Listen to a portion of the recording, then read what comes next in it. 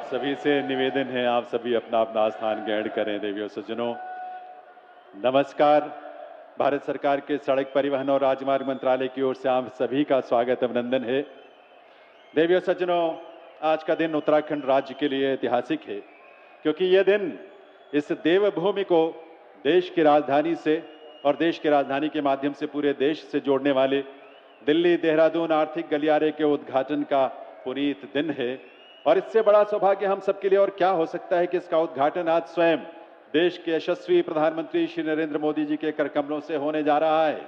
आइए गौरव के इन क्षणों की खुशी को अपनी जोरदार करतल ध्वनि से व्यक्त करें और अभिनंदन करें माननीय प्रधानमंत्री श्री नरेंद्र मोदी जी का। इस अवसर पर मंच पर गरिमामयी उपस्थिति है उत्तराखंड के माननीय राज्यपाल सेवानिवृत्त लेफ्टिनेंट जनरल गुरमीत सिंह जी की। राज्यपाल महोदय का स्वागत उत्तराखंड प्रदेश के माननीय मुख्यमंत्री श्री पुष्कर सिंह धामी जी का आप सबकी करतल ध्वनि के साथ ही स्वागत अभिनंदन केंद्रीय सड़क परिवहन और राजमार्ग मंत्री श्री नितिन गडकरी जी का और मंत्रालय में राज्य मंत्री श्री अजय टम्टा जी का। मंच पर विराजमान अन्य विभूतियों में शामिल हैं माननीय सांसद और भाजपा प्रदेश अध्यक्ष श्री महेंद्र भट्ट जी, पूर्व मुख्यमंत्री डॉक्टर रमेश पोखरियाल निशंक जी, श्री विजय बहुगुणा जी और श्री तीरथ सिंह रावत जी, उत्तराखंड विधानसभा के अध्यक्ष श्रीमती ऋतु खंडूरी भूषण जी, उत्तराखंड सरकार में माननीय मंत्री श्री सुबोध उनियाल जी, खजान दास जी, गणेश जोशी जी, मदन कौशिक जी, धन सिंह रावत जी, श्रीमती रेखा आर्या जी, सौरभ बहुगुणा जी, भरत सिंह चौधरी जी, प्रदीप बत्रा जी और श्री राम सिंह केड़ा जी। और साथ ही यहाँ विराजमान हैं माननीय सांसद श्री अनिल बलूनी जी, श्री अजय भट्ट जी, श्री नरेश बंसल जी और श्रीमती माला राज्य लक्ष्मी शाह जी। आप सभी विभूतियों का भी स्वागत, अभिनंदन है। देवियों सज्जनों, दिल्ली देहरादून आर्थिक गलियारा देहरादून से आरंभ होकर उत्तर प्रदेश से होते हुए दिल्ली तक जाता है और इसीलिए आज इसी समय उत्तर प्रदेश और दिल्ली में भी भव्य समारोहों का आयोजन हो रहा है। उत्तर प्रदेश में सहारनपुर के निकट आयोजित कार्यक्रम में प्रदेश के माननीय मुख्यमंत्री श्री योगी आदित्यनाथ जी और अन्य गणमान्य अतिथि और विभूतियां वहां पर उपस्थित हैं। इसी प्रकार दिल्ली में आयोजित कार्यक्रम में वहां के माननीय मुख्यमंत्री श्रीमती रेखा गुप्ता जी, केंद्रीय सड़क परिवहन और राजमार्ग मंत्रालय में राज्य मंत्री श्री हर्ष मल्होत्रा जी और अन्य गणमान्य अतिथि और विभूतियां वहां विराजमान हैं। और ये दोनों ही सभा स्थल वर्चुअल मोड में हमारे साथ जुड़े हैं, जिनको स्क्रीन पर भी आप देख सकते हैं। एक बार आपकी करतल ध्वनि के साथ इन सभी विभूतियों का भी स्वागत, अभिनंदन है। मैं निवेदन करूंगा माननीय केंद्रीय सड़क परिवहन एवं राजमार्ग मंत्री श्री नितिन गडकरी जी से, वे माननीय प्रधानमंत्री महोदय का इस अवसर पर स्वागत करें, अभिनंदन करें। पहले शॉल भेंट करके आप सबकी बहुत ही सम्मान भरी करतल ध्वनि के साथ इस देवभूमि में पधारने पर माननीय प्रधानमंत्री महोदय का स्वागत, अभिनंदन और साथ ही एक स्मृति चिन्ह भेंट करने के लिए भी अनुरोध है। ये स्मृति चिन्ह ब्रह्म कमल है, देवभूमि उत्तराखंड का राज्य पुष्प, जो उत्तराखंड के बहुत ऊंचाई वाले हिस्सों में मिलता है। और अब मैं निवेदन करूंगा माननीय मुख्यमंत्री श्री पुष्कर सिंह धामी जी से, वे कृतज्ञ प्रदेशवासियों की तरफ से माननीय प्रधानमंत्री महोदय का आप सबकी करतल ध्वनि के साथ, आपकी तालियों के साथ स्वागत, अभिनंदन करें। पहले शॉल भेंट करके और उसके बाद एक स्मृति चिन्ह भेंट करके। देवियों सज्जनों, यह स्मृति चिन्ह एक सुंदर कलाकृति है जो पवित्र और प्रसिद्ध नंदा देवी राजजात यात्रा से संबंधित है। वंदन, अभिनंदन देश के यशस्वी प्रधानमंत्री श्री नरेंद्र मोदी जी का। देवियों सज्जनों, अब मैं अनुरोध करूंगा माननीय केंद्रीय सड़क परिवहन एवं राजमार्ग मंत्री श्री नितिन गडकरी जी से कि वे स्वागत संबोधन के लिए पधारें। इस अवसर पर माननीय श्री नितिन गडकरी जी से अनुरोध है प्रधानमंत्री महोदय का स्वागत करने के लिए अपने स्वागत संबोधन के साथ।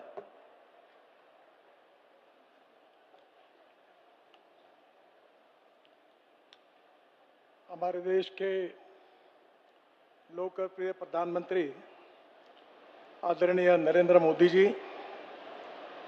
आदरणीय राज्यपाल महोदय, आदरणीय मुख्यमंत्री महोदय, मेरे विभाग के आदरणीय राज्य मंत्री अजय जी, पूर्व राज्यपाल, पूर्व मुख्यमंत्री, सभी मंत्रीगण, सांसदगण, विधायकगण और उपस्थित सभी भाइयों और बहनों, आज सबसे पहले सामाजिक समता के प्रेरणा स्रोत डॉक्टर बाबा साहेब अम्बेडकर जी को मैं अभिवादन करता हूं। आज मुझे खुशी है कि आज उत्तराखंड के लिए हमारे प्रधानमंत्री जी की ओर से ऐसी सौगात दी जा रही है जो उत्तराखंड के विकास को और गतिशीलता देने वाली है। मैं अक्सर एक बात याद रखता हूं कि American president John F Kennedy ji ने कहा था कि American roads are not good because America is rich, but America is rich because American roads are good. आज उत्तराखंड में दिल्ली देहरादून इस इकोनॉमिक कॉरिडोर का उद्घाटन प्रधानमंत्री करने जा रहे हैं। ये केवल आर्थिक कॉरिडोर नहीं है, तो ये उत्तराखंड के विकास को गति देने वाला, आर्थिक विकास के साथ साथ रोजगार को निर्माण करने वाला और पर्यटन को गतिशीलता देने वाला ऐसा प्रकल्प है। यह एक्सप्रेसवे बनने से देहरादून, हरिद्वार, ऋषिकेश सहित समूचे उत्तराखंड के लिए एक आर्थिक, सामाजिक और औद्योगिक विकास के लिए नए द्वार खुलने वाले हैं। इसकी लागत 12,000 करोड़ रुपए है।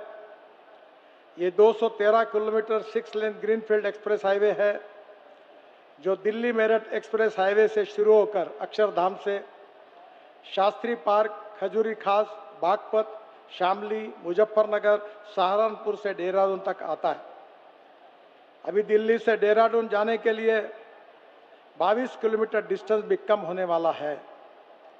अभी 8 घंटे लगते हैं, अब ये सफर 2 से सवा 2 घंटे में हो जाएगा, जिसके कारण यहाँ के विकास के लिए बहुत गतिशीलता मिलेगी। सहारनपुर बाईपास से हरिद्वार तक 51 किलोमीटर 6 लेन का स्पर रोड जून में, उसका भी हम उद्घाटन करेंगे। गणेशपुर से देहरादून के बीच 12 किलोमीटर का एलिवेटेड कॉरिडोर है। उसके साथ हमने वाइल्ड लाइफ के लिए विशेष रूप से प्रोटेक्ट किया है। मुझे बहुत खुशी है कि ethics, economy, ecology and environment, ये तीनों हमारे सोसाइटी के महत्वपूर्ण पिलर है। एक तरफ विकास भी करना है और दूसरी ओर इकोलॉजी एंड एनवायरनमेंट को प्रोटेक्ट करना है। अभी प्रधानमंत्री जी ने बहुत अच्छे तरीके से निरीक्षण किया है। वहाँ के वाइल्ड लाइफ को प्रोटेक्ट करते हुए हमने ये चिंता की है कि पर्यावरण की रक्षा कैसे हो, इसके लिए अनेक नए नए चीज़ों का अनुकरण, इनिशिएटिव इस प्रोजेक्ट में हमने लिया है। मुझे खुशी है कि प्रधानमंत्री मोदी जी के नेतृत्व में जब हमारी सरकार आई, तब उन्होंने इंफ्रास्ट्रक्चर डेवलपमेंट के लिए सबसे ज़्यादा प्राथमिकता दी और उस समय से अभी तक उत्तराखंड में करीब 1,30,000 करोड़ के प्रोजेक्ट हमने लिए। करीब 25,000 करोड़ की लागत के 2,461 किलोमीटर कार्य हमने पूरा किया है। जो प्रोजेक्ट चल रहे हैं वो 35,000 करोड़ के हैं और आने वाले जो प्रोजेक्ट है वो करीब 80,000 करोड़ के प्रोजेक्ट लगातार डीपीआर और पाइपलाइन में है। मुझे बहुत खुशी है कि 1650 करोड़ की लागत से कोटा साहिब से देहरादून होकर बल्लभपुर तक 4 लेन मार्ग मई 2026 में शुरू हो जाएगा। हिमाचल प्रदेश और उत्तराखंड के धार्मिक स्थलों के बीच अच्छी कनेक्टिविटी हो जाएगी। 1600 करोड़ की लागत से हरिद्वार में 4 लेन ग्रीनफील्ड बाईपास फेज 1 अक्टूबर 2026 तक पूरा हो जाएगा, जिससे दिल्ली से हरिद्वार तथा ऋषिकेश जाने में ट्रैफिक जाम की समस्या हल होगी। 1100 करोड़ की लागत से ऋषिकेश बाईपास बहुत महत्वपूर्ण है। अभी मार्च में उसको सैंक्शन हुआ है, हमारे प्रधानमंत्री जी ने कैबिनेट में उसको अप्रूवल दिया है और अगस्त तक इसका काम भी शुरू हो जाएगा। करीब 1050 करोड़ की लागत से 21 किलोमीटर लंबा रुद्रपुर में 4 लेन बाईपास अक्टूबर 2026 में पूरा हो जाएगा। 936 करोड़ की लागत से 15 किलोमीटर लंबा काशीपुर से 4 लेन बाईपास दिसंबर 2026 में पूरा होगा। 716 करोड़ की लागत से 12 किलोमीटर लंबा देहरादून से झाझरा होकर आशारोडी तक 4 लेन एलिवेटेड रोड का हम निर्माण कर रहे हैं और जो अप्रैल 2027 में पूरा हो जाएगा। 745 करोड़ की लागत से 20 किलोमीटर लंबा भलियावाली जौलीघाट से ऋषिकेश तक 4 लेन मार्ग भी अप्रैल 2028 तक पूरा होगा।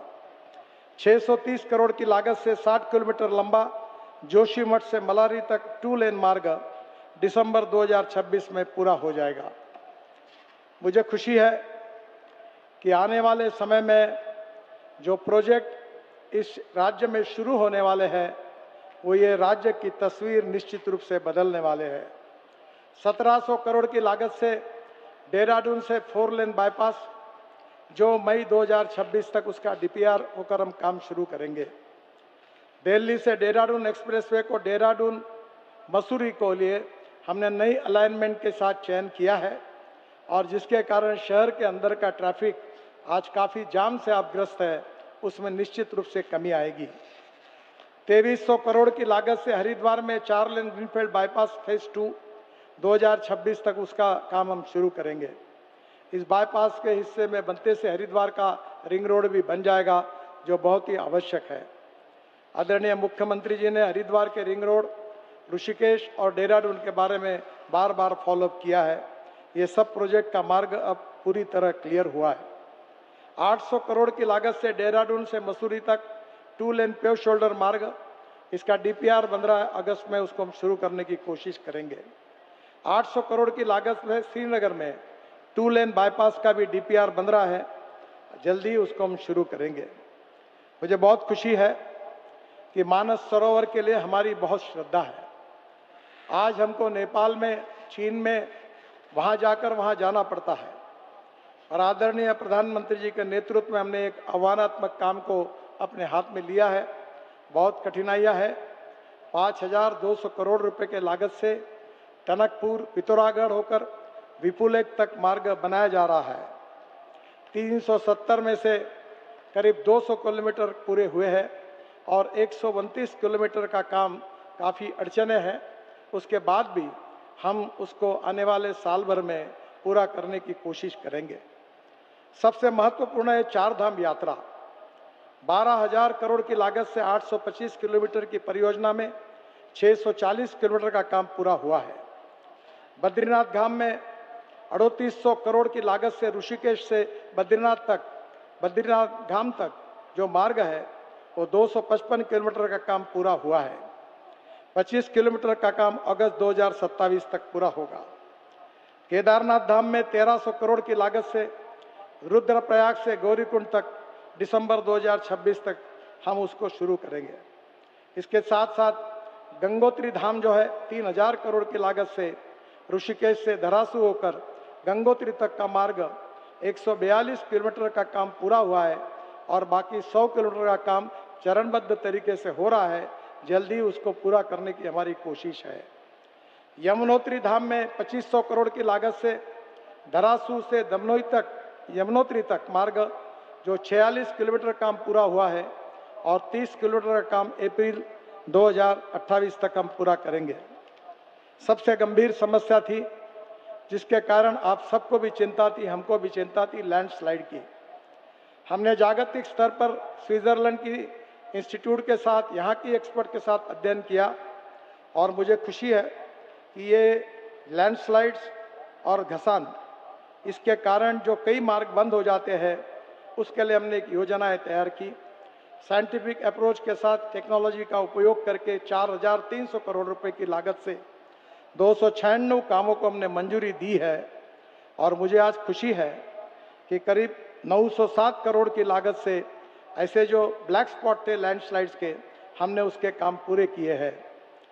5800 करोड़ की लागत से और 194 काम का डीपीआर बन रहा है और हम प्रायोरिटी पर इस काम को हम पूरा करेंगे।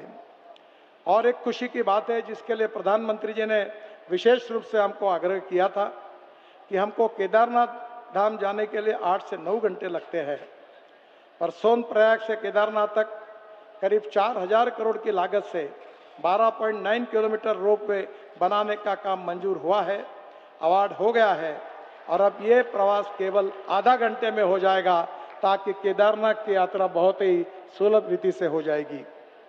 दूसरी, गोविंद घाट से हेमकुंड साहिब, सिख समाज की पवित्र स्थल हेमकुंड साहिब से 2730 करोड़ की लागत से 12.4 किलोमीटर रोपवे बनाया जा रहा है।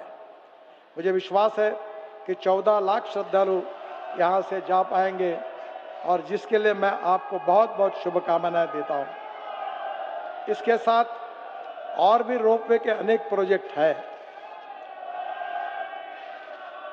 मैं आपको विशेष रूप से विश्वास देना चाहता हूँ कि आदरणीय प्रधानमंत्री जी के नेतृत्व में ये देवभूमि उत्तराखंड ये प्रगतिशील, समृद्ध, संपन्न बने और इसके लिए आवश्यकता है इंफ्रास्ट्रक्चर की।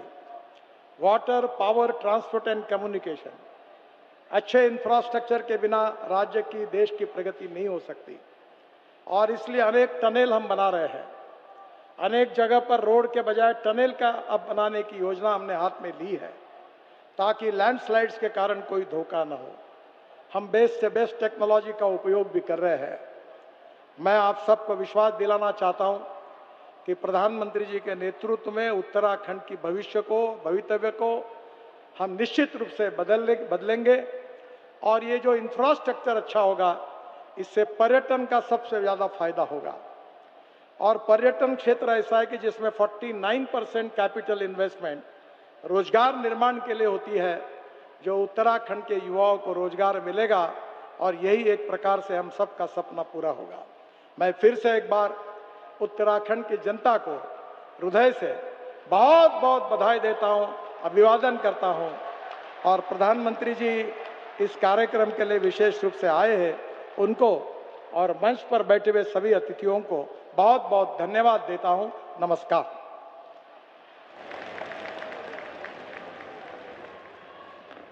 बहुत बहुत आभार माननीय केंद्रीय सड़क परिवहन एवं राजमार्ग मंत्री श्री नितिन गडकरी जी का।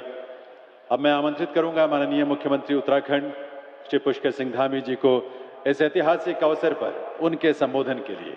माननीय मुख्यमंत्री महोदय।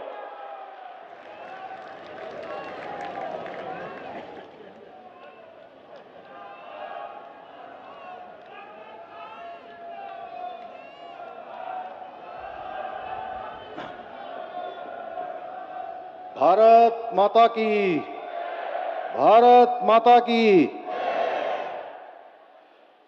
मंच पर विराजमान नए भारत के शिल्पकार और विकसित भारत की भावना के ज्योतिपुंज को समस्त भारतवासियों के मानस पर अंकित करने वाले हम सभी के आदर्श आदरणीय प्रधानमंत्री श्री नरेंद्र मोदी जी, उत्तराखंड के माननीय राज्यपाल लेफ्टिनेंट जनरल श्री गुरमीत सिंह जी, अभी हम सब लोगों ने जिनको सुना, देश में रोड और इंफ्रास्ट्रक्चर के विकास में अद्वितीय योगदान देने वाले केंद्रीय सड़क परिवहन एवं राज्य मंत्री, राजमार्ग मंत्री आदरणीय श्री नितिन गडकरी जी, और कार्यक्रम में वर्चुअल माध्यम से जुड़े हुए उत्तर प्रदेश की राज्यपाल आनंदीबेन पटेल जी, उत्तर प्रदेश के मुख्यमंत्री आदरणीय योगी आदित्यनाथ जी, उप मुख्यमंत्रीगण, दिल्ली की मुख्यमंत्री बहन रेखा गुप्ता जी, केंद्रीय राज्य मंत्री अजय टम्टा जी,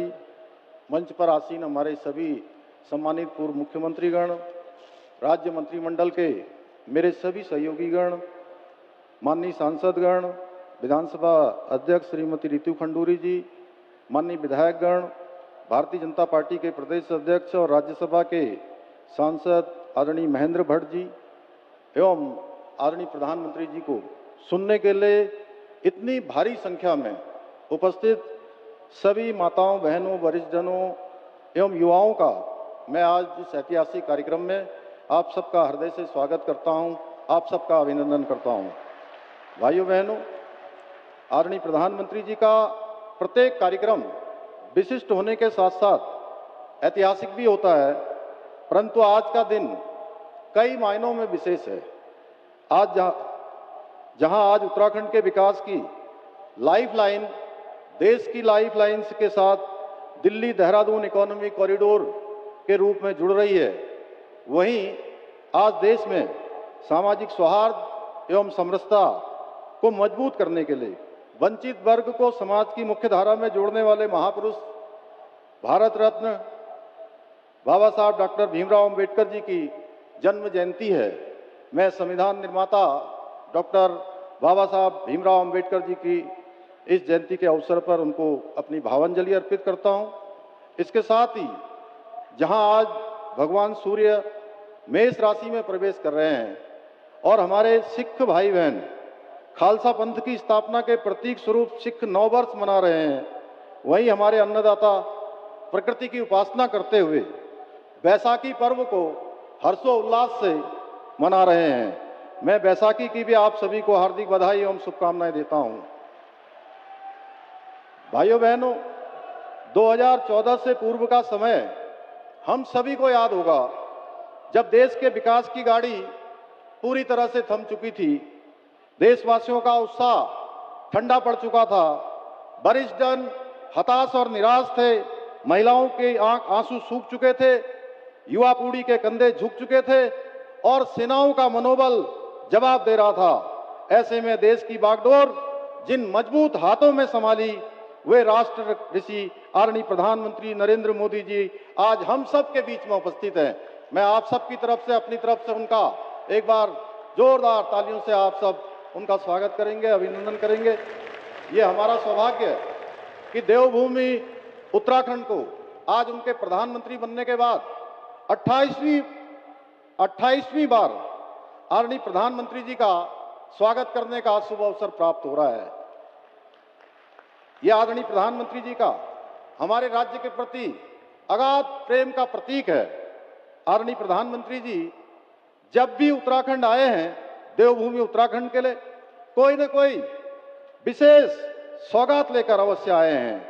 चाहे बाबा केदार की पुण्य धरा से 21वीं सदी का तीसरा दशक उत्तराखंड का दशक होगा कहकर हमारा उत्साह बढ़ाना हो, या जिसको भारत का अंतिम गांव कहा जाता था, सीमांत गांव माणा में आकर उसे देश का प्रथम गांव घोषित करना हो, या इन्वेस्टर समिट के उद्घाटन के अवसर पर बेड इन उत्तराखंड का संदेश देना हो, या महादेव के पवित्र तीर्थ आदि कैलाश के दर्शन कर इस तीर्थ की सुंदरता को विश्व पटल पर रखना हो, राष्ट्रीय खेलों के उद्घाटन समारोह में पधारकर पूरे देश के समक्ष देवभूमि को खेल भूमि के रूप में नई पहचान दिलाना हो, या हर्षिल मुखवा की धरती से शीतकालीन पर्यटन को बढ़ावा देने का आह्वान करना हो, या फिर राज्य के रजत जयंती वर्ष के अवसर पर अगले 25 वर्षों के लिए राज्य को एक नया विजन देना हो। आपका देवभूमि में आगमन देवभूमि के लिए हमेशा शुभ एवं कल्याणकारी हो रहा है।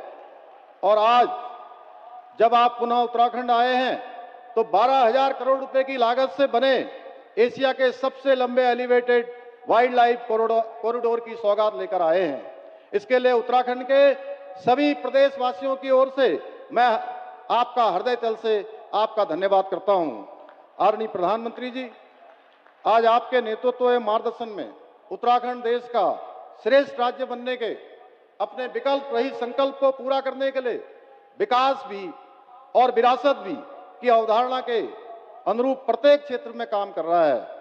और मैं आपको पूरा विश्वास दिलाता हूं कि हम आपके नेतृत्व में आपने इस लक्ष्य को प्राप्त करने में अवश्य सफल रहेंगे। साथ ही 2022 के विधानसभा चुनावों की भांति 2027 के चुनाव में भी वीर भूमि उत्तराखंड में भारतीय जनता पार्टी की राष्ट्रवादी विचारधारा वाली सरकार बनाने में सफल होंगे। समय की बाध्यता के कारण अधिक न कहते हुए कविता की इन पंक्तियों के साथ आदरणीय प्रधानमंत्री जी का पुनः धन्यवाद करते हुए मैं अपनी बात समाप्त करता हूं। अब रफ्ता नहीं, पूरी रफ्तार के साथ आगे बढ़ रहा है भारत। अब नक्सलवाद, उग्रवाद और आतंकवाद से जीत रहा है भारत।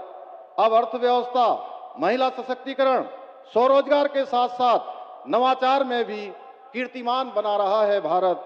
अब दुश्मन के घर में घुसकर सिंदूर का बदला ले रहा है भारत। अब अंतरिक्ष में उपग्रह के साथ साथ मिसाइल भी छोड़ रहा है भारत।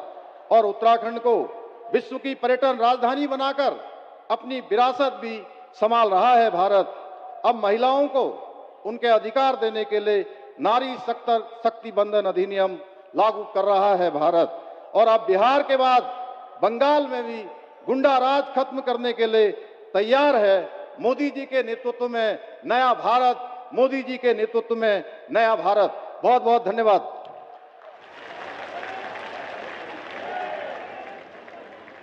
बहुत बहुत आभार माननीय मुख्यमंत्री उत्तराखंड श्री पुष्कर सिंह धामी जी का। देवियों सज्जनों, आज की इस पुनीत बेला में अब समय है दिल्ली देहरादून आर्थिक गलियारे के चारों चरणों के उद्घाटन का। मैं विनम्र निवेदन करूंगा माननीय प्रधानमंत्री श्री नरेंद्र मोदी जी से रिमोट का बटन दबाकर दिल्ली देहरादून आर्थिक गलियारे का उद्घाटन करने की कृपा करें अपने कर कमलों से।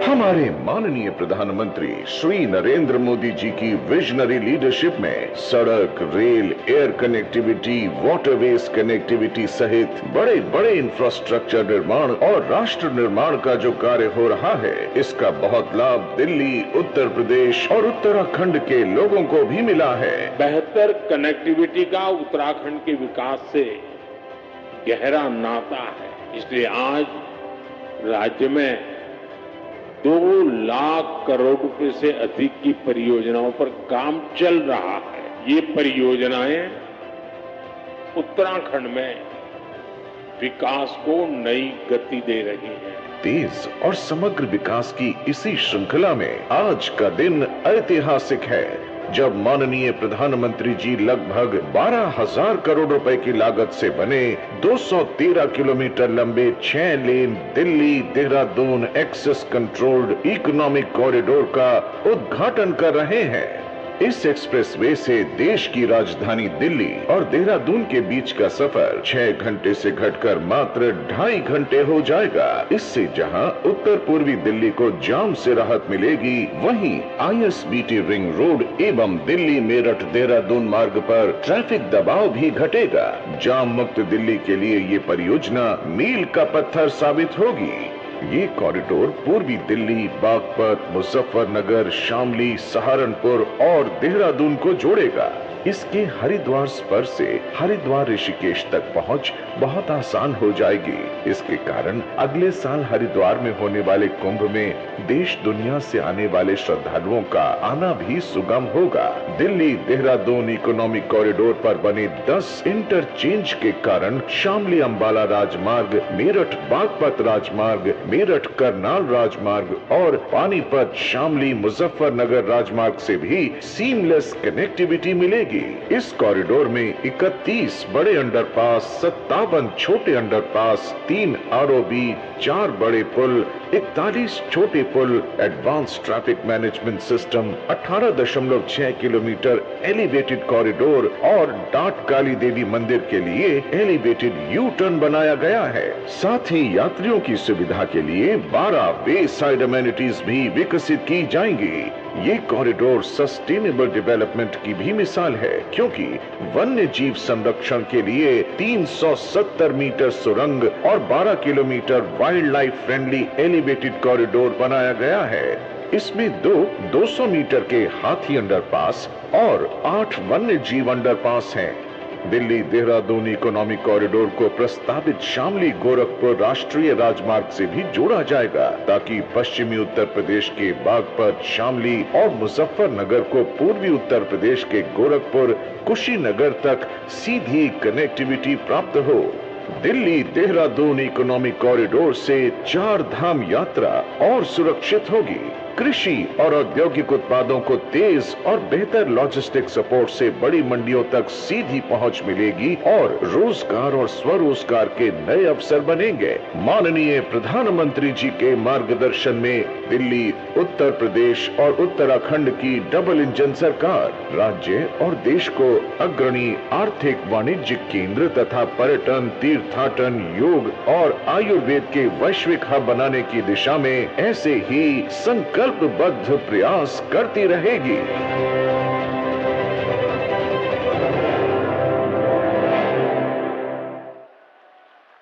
आप सभी को बधाई दिल्ली देहरादून आर्थिक गलियारे के उद्घाटन के लिए। देवियों सज्जनों, 21वीं सदी भारत की सदी है।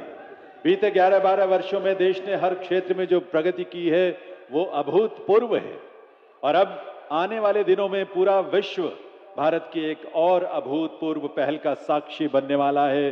देश की नारी के सशक्तिकरण के प्रति माननीय प्रधानमंत्री जी की प्रतिबद्धता उनके संकल्पों के अनुरूप आकार लेने वाली है।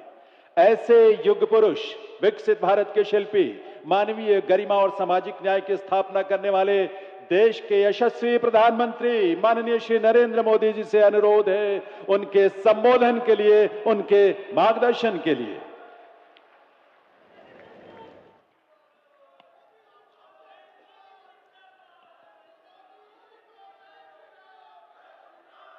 भारत माता की, भारत माता की, भारत माता की। उत्तराखंड के राज्यपाल गुरमत सिंह जी, यहां के लोकप्रिय और कर्मठ युवा मुख्यमंत्री पुष्कर सिंह धामी जी, केंद्रीय मंत्रिमंडल के मेरे साथी नितिन गडकरी जी, अजय टम्टा जी, टेक्नोलॉजी के माध्यम से जुड़े उत्तर प्रदेश के मुख्यमंत्री योगी आदित्यनाथ जी, गवर्नर आनंदीबेन, दिल्ली की मुख्यमंत्री रेखा गुप्ता जी, मंच पर उपस्थित प्रदेश भाजपा अध्यक्ष महेंद्र भट्ट जी, पूर्व राज्यपाल भगत सिंह कोश्यारी जी, पूर्व मुख्यमंत्री भाई रमेश पोखरियाल, विजय बहुगुणा जी, तीरथ सिंह रावत जी, त्रिवेंद्र सिंह रावत जी, उत्तराखंड सरकार के सभी मंत्रीगण, सांसद और विधायकगण और विशाल संख्या में पधारे मेरे प्यारे भाइयों बहनों, देवभूमि उत्तराखंड की इस पावन धरती पर आप सभी को मेरा प्रणाम। बहुत बड़ी संख्या में आए हुए पूज्य संतगण को भी प्रणाम।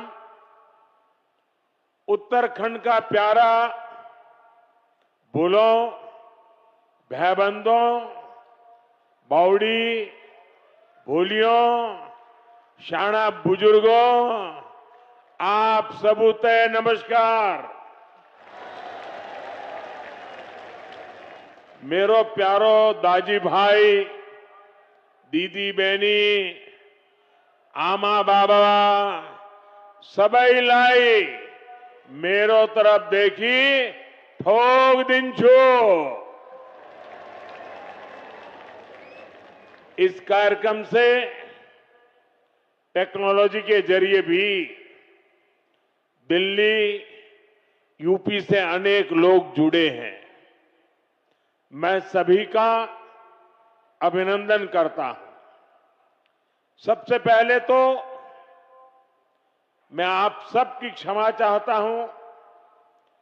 उत्तर प्रदेश और दिल्ली के कार्यक्रम में जुड़े हुए लोगों की भी क्षमा मांगता हूं कि मुझे यहां पहुंचने में 1 घंटे से भी ज्यादा देर हो गई। सब स्थान पर लंबे समय तक आप सबको इंतजार करना पड़ा और कारण यही था, मैं निकला तो समय पर था, लेकिन करीब करीब 12 किलोमीटर का रोड शो काली मंदिर से लेकर के यहां तक, इतना उत्साह, इतना उमंग कि मेरे लिए तेज गति से गाड़ी चलाना बड़ा मुश्किल हो गया। तो धीरे धीरे लोगों को प्रणाम करते करते, जनता जनार्दन के आशीर्वाद लेते लेते यहां पहुंचने में मुझे 1 घंटे से भी ज्यादा देर हो गई और इसके लिए मैं आपकी क्षमा मांगता हूं। और ऐसी धूप में 12 किलोमीटर ये जन सैलाब, ये उत्तराखंड का प्यार, माताओं बहनों का आशीर्वाद, मैं आज उत्तराखंड से एक नई ऊर्जा लेकर के जाऊंगा, नई प्रेरणा लेकर के जाऊंगा और मैं इसके लिए हर किसी का हृदय से आभार व्यक्त करता हूं। साथियों, आज देश में पर्व त्योहार की उमंग है। विभिन्न विश्वों में नववर्ष का आगमन हुआ है। मैं देशवासियों को बैसाखी, बोहाग बिहू और पुथांडु की शुभकामनाएं देता हूं। साथियों, अगले कुछ ही दिनों में यमुनोत्री, गंगोत्री, बाबा केदारनाथ, बद्रीनाथ धाम की यात्रा भी शुरू होने जा रही है। इस पवित्र समय का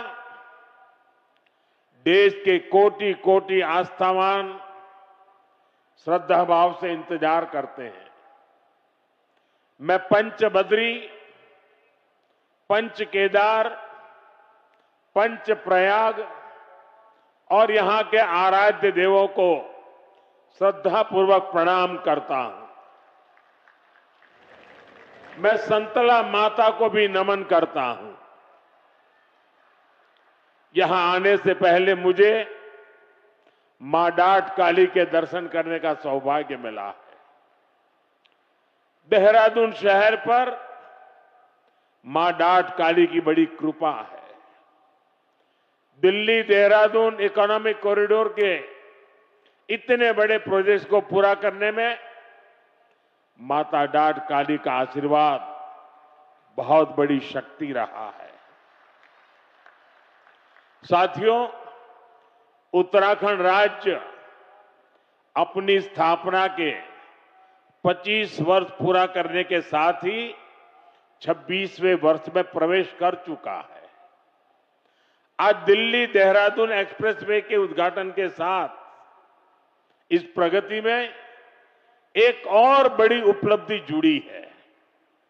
आपको याद होगा, बाबा केदार के दर्शन के बाद मेरे मुंह से अनायास निकला था कि इस शताब्दी का तीसरा दशक उत्तराखंड का दशक होगा। मुझे बहुत खुशी है कि डबल इंजन सरकार की नीतियां और उत्तराखंड के लोगों के परिश्रम से ये युवा राज्य विकास के नए आयाम जोड़ रहा है। ये प्रोजेक्ट भी उत्तराखंड के विकास को नई गति देगा। इस एक्सप्रेसवे का बहुत बड़ा हिस्सा यूपी से होकर गुजरता है। इससे गाजियाबाद, बागपत, बड़ौद, शामली और सहारनपुर जैसे अनेक शहरों को भी बहुत फायदा होगा। टूरिज्म के लिहाज से यह प्रोजेक्ट बहुत अहम है। मैं पूरे देश को इस प्रोजेक्ट की बहुत बहुत बधाई देता हूं। साथियों, आज डॉक्टर बाबा साहब आंबेडकर की जयंती भी है। मैं बाबा साहब को कोटि कोटि देशवासियों की ओर से श्रद्धांजलि अर्पित करता हूं। बीते दशक में हमारी सरकार ने जो नीतियां बनाई, जो निर्णय लिए, वो संविधान की गरिमा को पुनर्स्थापित करने वाले रहे हैं। आर्टिकल 370 हटने के बाद आज पूरे देश में भारत का संविधान लागू है। जिन दर्जनों जिलों में माओवाद, नक्सलवाद खत्म हुआ है, वहां भी अब संविधान की भावना के अनुरूप काम हो रहा है। देश में समान नागरिक संहिता लागू हो, ये हमारे संविधान की अपेक्षा है। उत्तराखंड ने संविधान की इस भावना को आगे बढ़कर और उस भावना को आगे बढ़ाकर पूरे देश को राह दिखाई है। साथियों, बाबा साहब का जीवन गरीबों को, वंचितों को, शोषितों को न्यायपूर्ण व्यवस्था देने के लिए समर्पित था। हमारी सरकार आज उसी भावना के साथ हर गरीब, हर वंचित को सच्चा सामाजिक न्याय देने में जुटी है। और सामाजिक न्याय का एक बहुत बड़ा माध्यम देश का संतुलित विकास है। सबको सुविधा है, सबकी समृद्धि है। इसलिए ही बाबा साहब आधुनिक इंफ्रास्ट्रक्चर की, औद्योगिकरण की भरपूर वकालत करते थे। साथियों, भविष्य की दशा और दिशा क्या होगी, अक्सर लोग इसके लिए हाथ की रेखाओं को दिखाते हैं। जो भविष्यवेत्ता होते हैं ना, वो हस्तरेखाएं देखते हैं और हर व्यक्ति के भविष्य के विषय में बताते हैं। मैं इस विज्ञान को तो नहीं जानता हूं, लेकिन कहते हैं कि ये भी एक शास्त्र है। अब ये तो हो गई व्यक्ति के भाग्य की, जो उसके हाथ में रेखाएं हैं उसकी बात। लेकिन मैं अगर इसी संदर्भ को राष्ट्र जीवन से जोड़ करके देखूं, तो राष्ट्र की भाग्य रेखाएं कौन सी होती है?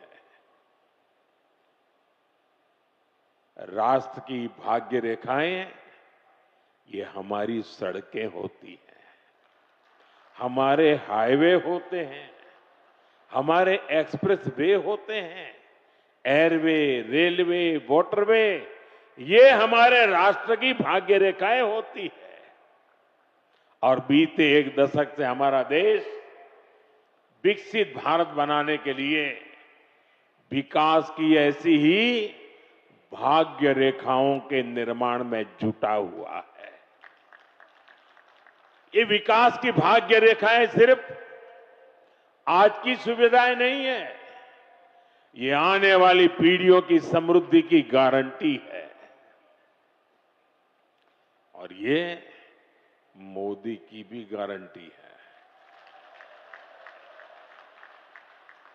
बीते दशक से हमारी सरकार राष्ट्र के इन विकास रेखाओं पर अभूतपूर्व निवेश कर रही है।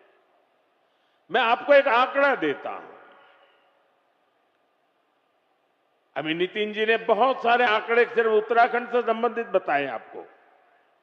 देखिए, साल 2014 तक ऐसे इंफ्रास्ट्रक्चर के लिए साल में पूरे देश में 2 लाख करोड़ रुपए भी खर्च नहीं होते थे। ये मैं पूरे हिंदुस्तान की बात बताता हूं। 2 लाख करोड़ भी नहीं होते थे। आज ये 6 गुना अधिक 12 लाख करोड़ रुपए से भी ज्यादा हो चुका है। यहां उत्तराखंड में ही 2.25 लाख करोड़ रुपए से अधिक के इंफ्रास्ट्रक्चर प्रोजेक्ट पर काम जारी है। 2014 के पहले पूरे देश के लिए 2 लाख करोड़, आज अकेले उत्तराखंड के लिए 2.25 लाख करोड़ रुपया। कभी उत्तराखंड के गांव में सड़क के इंतजार में पीढ़ियां बदल जाती थी। आज डबल इंजन सरकार के प्रयासों से अब सड़क गांव तक पहुंच रही है। जो गांव पहले वीरान पड़ गए थे, वो फिर से जीवंत हो रहे हैं। 4 धाम महामार्ग परियोजना हो, रेल परियोजनाओं का विस्तार हो, केदारनाथ और हेमकुंड साहिब रोपवे हो, विकास की ये रेखाएं इस क्षेत्र के कोने कोने में जीवन की भी भाग्य रेखाएं बन रही है। साथियों, 21वीं सदी का भारत आज जिस स्पीड और जिस स्केल पर काम कर रहा है, उसकी पूरी दुनिया चर्चा कर रही है। मैं आपको उत्तराखंड, पश्चिमी यूपी और दिल्ली का ही उदाहरण देता हूं। कुछ सप्ताह पहले ही दिल्ली मेट्रो का विस्तार हुआ, मेरठ में मेट्रो सेवा की शुरुआत हुई, दिल्ली मेरठ नमो भारत रेल देश को समर्पित की गई, नोएडा इंटरनेशनल एयरपोर्ट की शुरुआत हुई, हवाई जहाजों के लिए एमआरओ फैसिलिटी पर काम शुरू हुआ और आज देहरादून दिल्ली एक्सप्रेसवे शुरू हो रहा है। साथियों, इतने छोटे से रीजन में ये सब इतने कम समय में हो रहा है। कल्पना कीजिए देश में कितने बड़े पैमाने पर इंफ्रास्ट्रक्चर बन रहा है। और इसलिए मैं कहता हूं 21वीं सदी का भारत आधुनिक इंफ्रास्ट्रक्चर के जिस नए युग में प्रवेश कर रहा है वो अभूतपूर्व है, अकल्पनीय है। साथियों, आज भारत के अलग अलग हिस्सों को जोड़ने वाले अनेक इकोनॉमिक कॉरिडोर्स, उस पर काम चल रहा है। जैसे Delhi Mumbai industrial corridor, Bengaluru Mumbai industrial corridor, east coast economic corridor, Amritsar Kolkata industrial corridor, ऐसे बहुत से इकोनॉमिक कॉरिडोर देश में बनाए जा रहे हैं। इकोनॉमिक कॉरिडोर प्रगति के नए द्वार है, गेटवे हैं, डोर है और इनसे उम्मीदों की डोर भी जुड़ी हुई है। ये इकोनॉमिक कॉरिडोर सड़क के अलावा नए नए व्यापार कारोबार का मार्ग बनाते हैं। फैक्ट्रियों के लिए, गोदामों के लिए पूरा नेटवर्क, उसका आधार तैयार करते हैं। साथियों, देहरादून दिल्ली इकोनॉमिक कॉरिडोर से भी इस पूरे क्षेत्र का कायाकल्प होने जा रहा है। पहला फायदा तो यह है कि इससे समय बचेगा, आना जाना सस्ता और तेज होगा, लोगों का पेट्रोल डीजल कम खर्च होगा, किराया भाड़ा कम होगा और दूसरा बड़ा फायदा रोजगार का होगा। अब इसके निर्माण में 12,000 करोड़ रुपए खर्च हुए तो हजारों श्रमिकों को काम मिला है। साथ ही जो इंजीनियर है, अन्य स्किल्ड वर्कफोर्स है, ट्रांसपोर्ट है, उससे जुड़े साथी हैं, उनको भी बहुत बड़ी मात्रा में काम मिला है।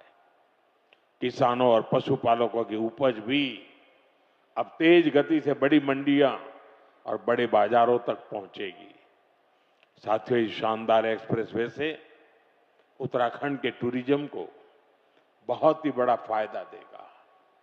देहरादून, हरिद्वार, ऋषिकेश, मसूरी और 4 धाम यात्रा के लिए ये सबसे प्रमुख मार्ग बनेगा। और हम सभी जानते हैं, जब टूरिज्म का विकास होता है तो हर कोई कुछ न कुछ कमाता है। होटल हो, ढाबे वाले हो, टैक्सी हो, ऑटो हो, होम स्टे हो, सबको इसका फायदा होता है।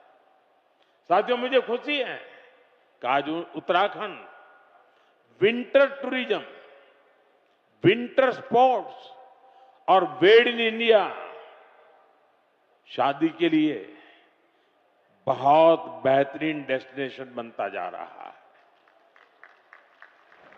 साथियों, उत्तराखंड की अर्थव्यवस्था के लिए 12मासी पर्यटन बहुत जरूरी है और इसलिए मेरा सर्दियों में होने वाली धार्मिक यात्राओं को लेकर बहुत आग्रह रहा है और मुझे खुशी है कि हर साल इन यात्राओं में लोगों की संख्या बढ़ रही है। आपको याद होगा, मैं 2023 में आदि कैलाश और ओम पर्वत की यात्रा पर गया था। पहले बहुत जाता था, बीच में बिल्कुल जा नहीं पाया, कई वर्षों के बाद मैं गया और मुझे मुख्यमंत्री जी बता रहे थे, गवर्नर साहब बीच में आए, वो भी बता रहे थे कि 2023 में मैं वहां गया और उसके बाद बहुत बड़ी संख्या में श्रद्धालु वहां जा रहे हैं। पहले वहां कुछ 100 लोग ही सर्दियों में यात्रा के लिए जाते थे। साल 2025 में करीब करीब 40,000 से अधिक लोगों ने इन पवित्र स्थानों की यात्रा की।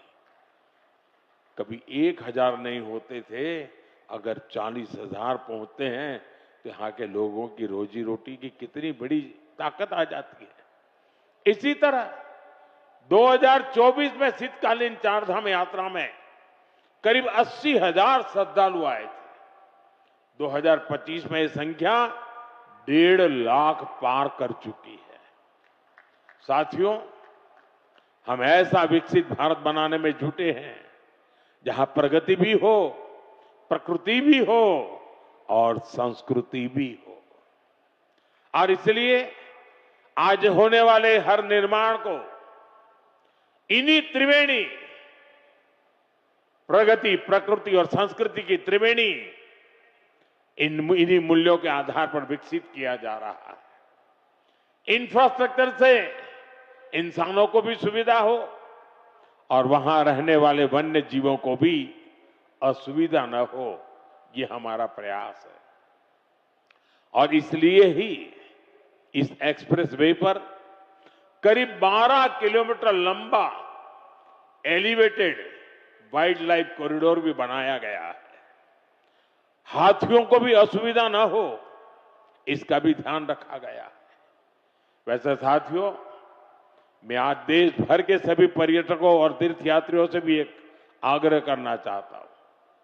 हमारे पहाड़, ये वन क्षेत्र, ये देवभूमि की धरोहर, ये बहुत ही पवित्र स्थान है। ऐसे स्थानों को साफ सुथरा रखना ये हम सभी का कर्तव्य है, यहां रहने वालों का भी और यात्री के रूप में आने वालों का भी।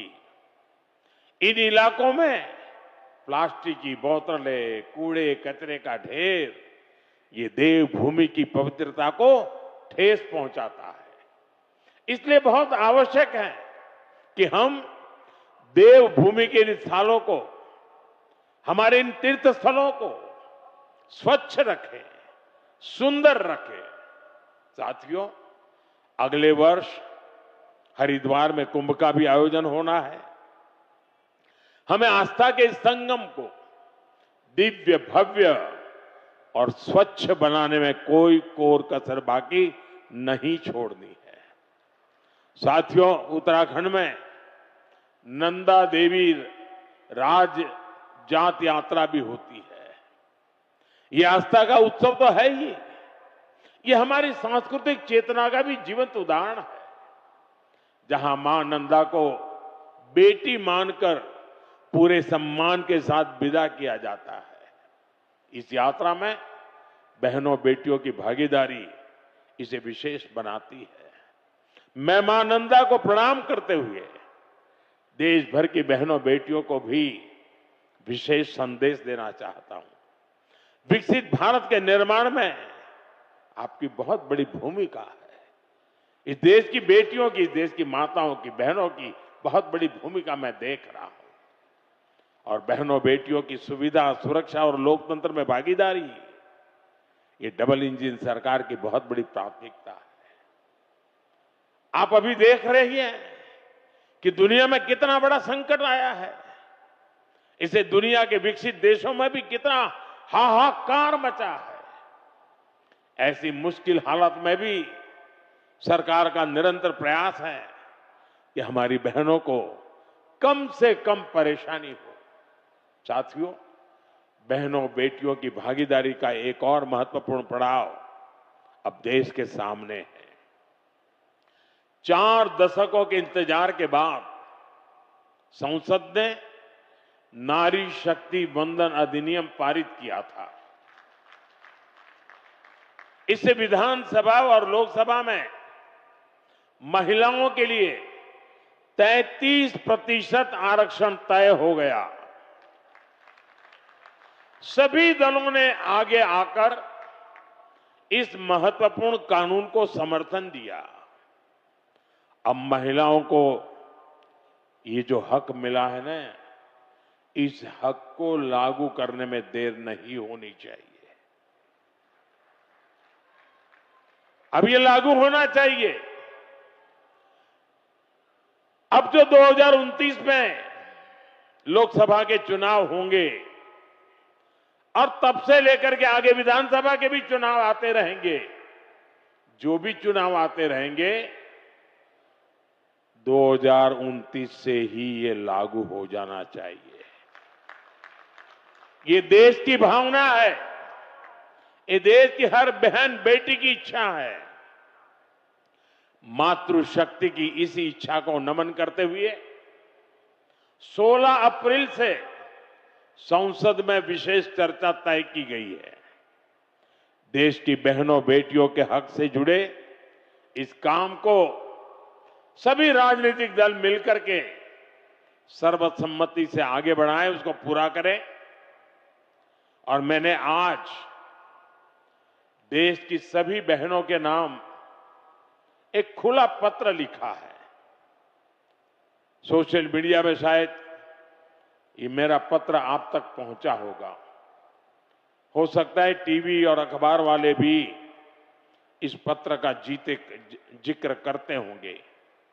मैंने बड़े आग्रह के साथ देश की माताओं बहनों को इस कार्य में भागीदार बनने के लिए निमंत्रित किया है। मुझे पक्का विश्वास है कि पत्र मेरे देश की माताएं बहनें जरूर पढ़ेगी, एक एक शब्द पर मनन करेगी और इतना बड़ा पवित्र कार्य करने के लिए 16, 17, 18 को संसद में आने वाले सभी सांसदों को उनके आशीर्वाद भी मिलेंगे। मैं आज देवभूमि से देश के सभी दलों से फिर अपील करूंगा कि नारी शक्ति वंदन अधिनियम में संशोधन का जरूर समर्थन करें। 2029 में हमारे देश की 50% जनसंख्या हमारी माताएं बहनें हमारी बेटियां, उनको उनका हक हम देके रहे। साथियों, मैं उत्तराखंड आऊं और फौज की बात ना हो तो बात अधूरी ही रहती है।